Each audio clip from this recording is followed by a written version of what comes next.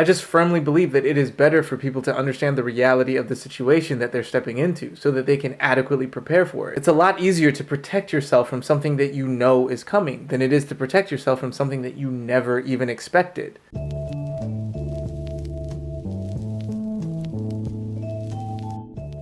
Alright, so my last video took me 2 weeks to concept, write, shoot, and edit, and for that entire period of time, I was completely consumed by the process of making that video. I would fall asleep at night thinking about the arguments that were being made against me, and I would wake up in the middle of the night trying to devise counterpoints. I wouldn't even listen to music at the gym or while I was on long car rides. I would instead spend my time thinking of how best to express the arguments that I was going to make. And this is often the case whenever I make videos concerning race, gender, media, or any of the other social issues that dominate our public discourse. I can't lie, at times it almost feels like an affliction. Like the topic is something that I can't escape rather than something I'm simply choosing to talk about. When I lose control of my mind and just allow it to wander, it often brings me right back into these discussions. Instead of, maybe a distant fantasy world that I've been reading about, or visions and plans for my future, or memories from my past, etc. Nope, I always just get dragged kicking and screaming right back into these controversial issues. And so what I wanted to do this week was exercise my right to choose my own path by discussing a topic that I've been interested in talking about for a while, but that hasn't really consumed me in the way that some of my other video topics have. And that topic is specifically the discussion around newcomers to the gym. But in a more broad sense, what I'm going to talk about here is the concept of the noble lie. Now, to be honest, I only found out that this phrase already had a meaning after deciding to use it to explain the phenomenon that I'll be discussing in this video. So apparently, in the arenas of politics and philosophy, the noble lie is a myth or a lie knowingly propagated by an elite in order to maintain social harmony. As it pertains to this discussion though, the noble lie is a lie told that seeks to assuage the disharmony within an individual. And I would argue that in these contexts, the lie is often unintentional. The people who are propagating the lie don't actually know or believe that they are lying. So at the core, my usage of the phrase and the phrase's original meaning are actually pretty similar. In both cases, there is a lie being told for the purpose of maintaining some type of harmony. But whether the lie was intentional or not, and the scale of the harmony being targeted, aka whether the liar is seeking to maintain societal harmony or individual harmony, are the 2 points where these concepts differ. And so there is enough of a difference between the original definition of the noble lie and my conceptualization of the phrase that make it so that these 2 concepts aren't completely analogous. And so again, I just want to reiterate that what I will be addressing in this video is my own conceptualization of the noble lie and not the established definition of it. But now that that's all out of the way, let's get into the actual discussion. So if you've seen any of my videos from before 2022, then you know that I've actually been on a fitness journey since April of 2021 that could best be described as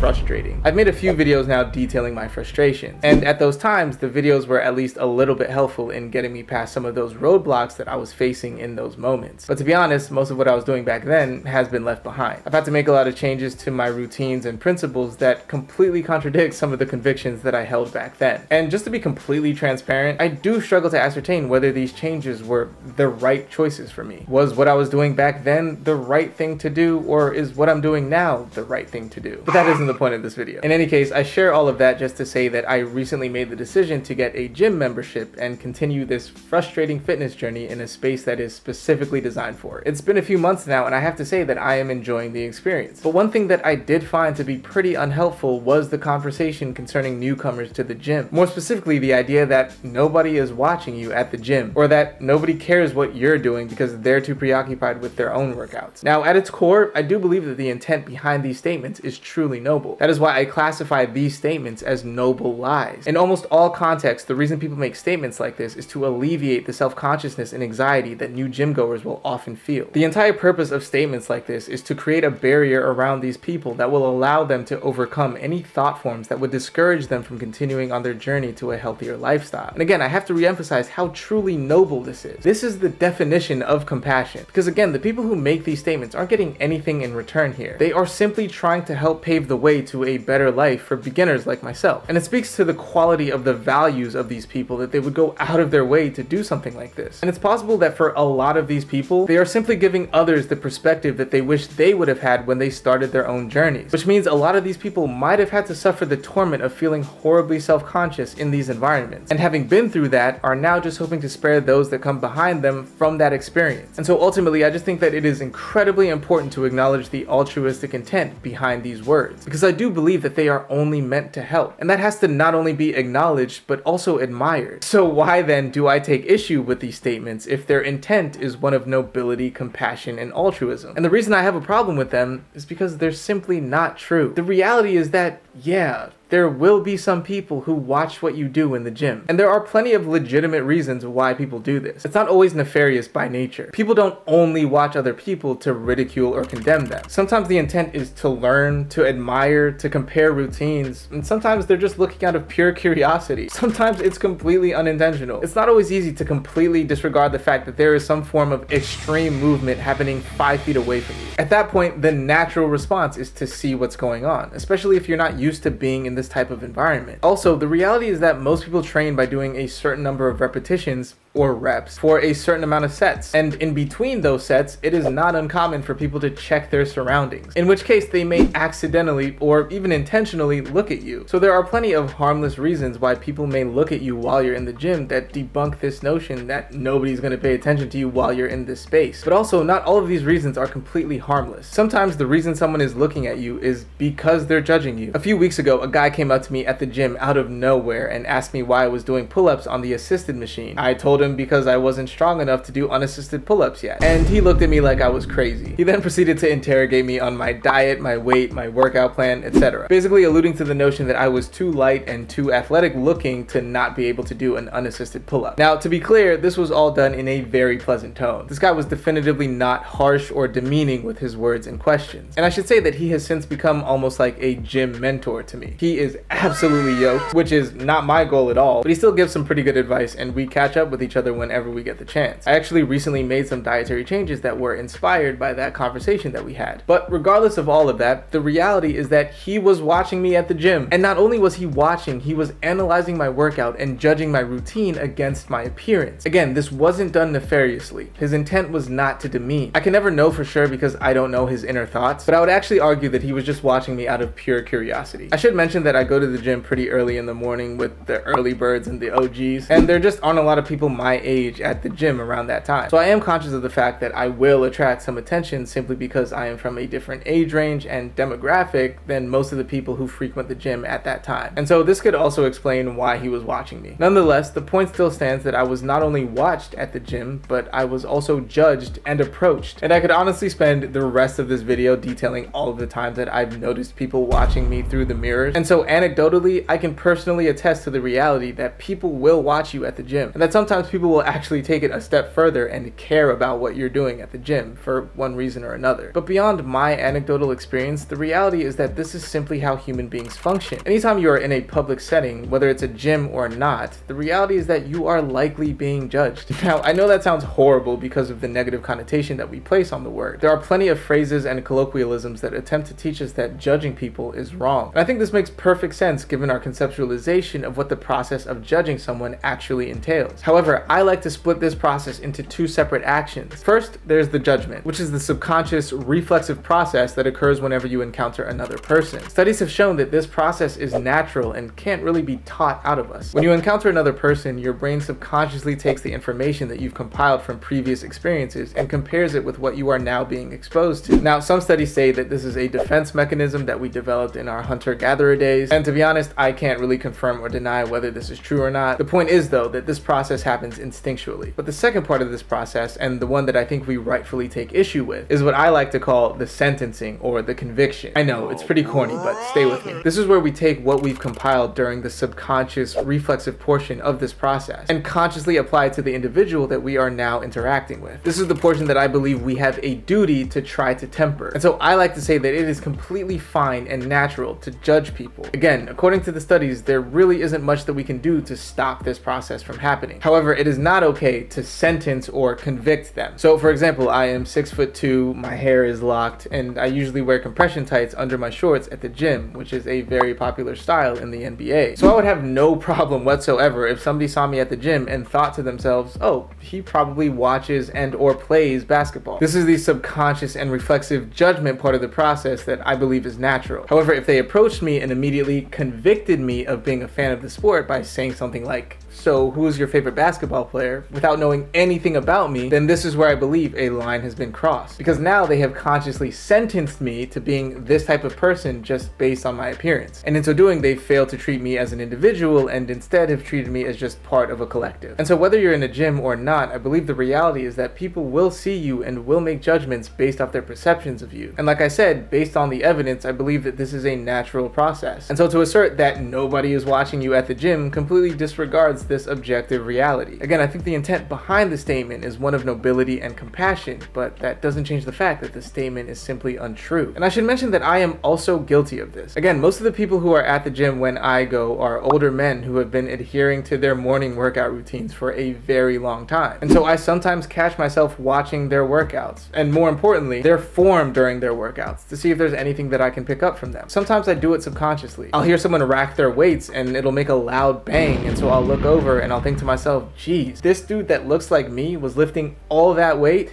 Sheesh, guess I got a lot of work to do. And then I'm right on to my next set. But that doesn't change the fact that that was a snap judgment made about someone because of their appearance. I have intentionally watched my gym mentor do pull-ups because, at least to me, his form looks absolutely perfect. And so when I do my assisted pull-ups, I try to mimic his form. Now, I'm not the type to ever cold approach like he did to me, but regardless, I do have to admit that I sometimes watch what others are doing at the gym, mainly because I know I have a lot to learn. And so ultimately, if I have not only been subjected to this reality, but have also participated in shaping it as well, then I cannot consciously proclaim the lie that nobody is watching you at the gym, even to those who are newer to the experience than me. And so I guess the question becomes, why am I saying this? Am I trying to discourage newcomers from going to the gym by triggering their self-consciousness and anxiety? No, obviously that's not what I'm trying to do. I just firmly believe that it is better for people to understand the reality of the situation that they're stepping into so that they can adequately prepare for it. I believe that this is actually a greater kindness than telling them a noble lie. Because if they begin to believe the falsehood that nobody is watching them when they're at the gym, then if and when they actually do encounter this reality, they will be less prepared for it, and the experience could take an even larger toll on their self-consciousness and anxiety because of this lack of preparation. It's a lot easier to protect yourself from something that you know is coming than it is to protect yourself from something that you never even expected. And I believe that this is the root of the problem with the noble lie in general. Despite the nobility behind the intent, the result is still a lie, and that lie has the ability to shape a false perception for the individual, which could ultimately set them up for a harsh reality check down the line, one that could have been avoided if they were prepared. Now, some may interpret this entire conversation as me just trying to be brutally honest, but I would seek to refute this allegation. There are those who use this term to describe themselves, and hey, to each their own. But I think it's perfectly understandable that people would seek to avoid interacting with anybody who describes themselves as brutal in any capacity, especially because in my experience, it is very possible for people to display empathetic honesty or compassionate honesty. And that's what I'm aiming for here. I am not trying to tell new gym goers to just toughen up and learn to deal with it. Again, I'm just trying to convey the reality of the gym environment as gently as possible so that they may be sufficiently prepared to enter it. If they know what to expect, then they can do whatever they feel is necessary to prepare and protect themselves. But if they enter this space with false perceptions, then when the reality collides with that perception, there will be an uncomfortable scenario that could have been avoided if they had been made aware of this reality in the first place. And depending on the person and the intensity of that collision, that scenario could have long-lasting adverse effects on their psyche. And so this principle of empathetic and compassionate honesty is one that I personally would like to see expressed more often, because in my opinion, it embodies the same altruism that the noble lie does by seeking to alleviate the self-consciousness and anxiety of new gym goers. Except this approach also acknowledges the objective reality of the environment and helps to prepare newcomers for the space that they are entering. And obviously this applies to contexts outside of the gym as well. Whether you're explaining the environment of a workplace to a new employee or consoling a friend about a breakup, I believe that in all of these situations, it is always better to be as compassionate as possible in telling the truth, rather than perpetuating a false perception of a situation in order to make people feel better. And let me just say that this is an ideal that I also aspire to and definitely cannot say that I have achieved. I would say that the majority of the time, I make the exact mistake that I am calling out here. I know for a fact that I have perpetuated lies in order to make my friends and family feel better. It is not easy to try to tell the truth in these emotionally charged moments. But as I said, I have seen these same people display empathetic and compassionate honesty in these moments. And in many cases, that honesty was directed at me. In some of my darkest moments, these people were able to deliver bitter truths in the most kind-hearted and understanding ways. And I can personally attest to the effectiveness of this method of consolation. And so as a result, this is what I aim for. So again, I know that it's not easy, and that in those heavy emotional moments, our innate desire to assist and nurture overrides the importance of concepts like truth and reality. But I do think that if we lose sight of those concepts, then we may be setting people up for more pain down the line. And so ultimately, I think that the concept of the noble lie is something that we should seek to dismantle. But in any case, I think that's going to be it for this one. If you made it this far, thank you so much for indulging me. Again, I kind of made this one for myself just so I could prove that I still had power over my own thoughts. Because yeah, a lot of the topics that I make videos about are things that I feel a compulsion to speak on. And like I said, once I get into it, it completely consumes my entire life until I release the video. And I kind of just wanted a break from all of that. But to be honest, I can already feel the compulsions coming back. There is a lot that I want to talk about, but I specifically want to at some point revisit the issue of incels that I brought up in the Beauty and the Beast video. And I also really feel the need to go back and discuss opinions and the barriers we put around who is and who isn't allowed to have them depending on the situation. So stay tuned for those videos because, like I said, I feel like I don't even have a choice but to make them. But anyway, as always, I hope this made sense. And if it didn't, please feel free to let me know why so that I can try to address any misconceptions in the comments. But with that said, I wish you all the very best going forward. Take care of yourself, and I will see you